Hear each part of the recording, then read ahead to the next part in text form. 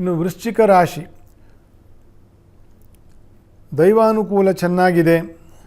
ಚತುರ್ಥದಲ್ಲಿ ಚತುರ್ಥ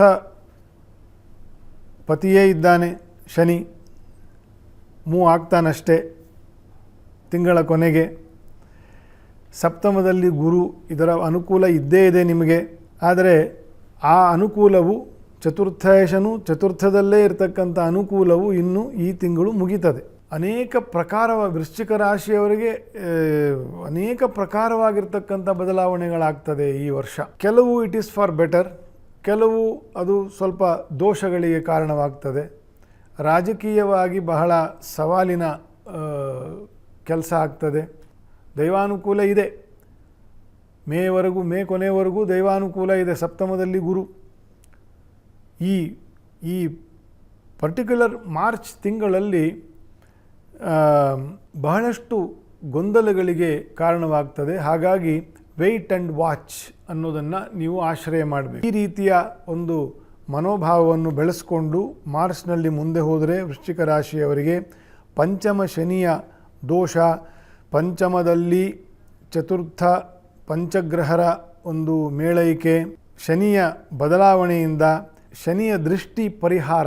March ಕೊನೆಗೆ ಶನಿಯು ಮೀನರಾಶಿಗೆ ಹೋದಾಗ ದಶಮ ದೃಷ್ಟಿಯು ಪರಿಹಾರ ಆಗಿ, ಶನಿಯ ದೃಷ್ಟಿ ಇರೋದು ವ್ಯಾವಹಾರಿಕವಾಗಿ ಕೆಲವರಿಗೆ ಮಾತ್ರ ಒಳ್ಳೆಯದಷ್ಟೇ. ತೃತೀಯ ದೃಷ್ಟಿಯು ಮಾರಕ ದೃಷ್ಟಿ, ದಶಮ ದೃಷ್ಟಿ ವ್ಯಾವಹಾರಿಕ ದೃಷ್ಟಿ ಅಷ್ಟೇ. ಅದರಿಂದ ಶುಭ ಅಂತಂತ ಏನಿಲ್ಲ, ವ್ಯಾವಹಾರಿಕವಾಗಿ ಏನೇನೋ ಸಂಪಾದನೆ ಆಗ್ತದೆ. ಆ ಶನಿಯ ದೃಷ್ಟಿ ಕೂಡ ಈ ತಿಂಗಳು ವೃಶ್ಚಿಕ ರಾಶಿಯವರಿಗೆ ಪರಿಹಾರ ಆಗ್ತದೆ. ಕೆಲವರೆಲ್ಲ ಅನೇಕವಾಗಿರ್ತಕ್ಕಂತಹ ಶತ್ರು ಬಾಧೆಗಳಿರ್ತದೆ, ರಾಜಕೀಯವಾಗಿ, ಕೌಟುಂಬಿಕವಾಗಿ, ವ್ಯಾವಹಾರಿಕವಾಗಿ. ಇದೆಲ್ಲ ಶನಿಯ ದೃಷ್ಟಿ ಪರಿಹಾರ ಆದಾಗ ಅದು ತನಗೆ ತಾನೇ ಕಡಿಮೆ ಆಗ್ತದೆ. ಒಂದು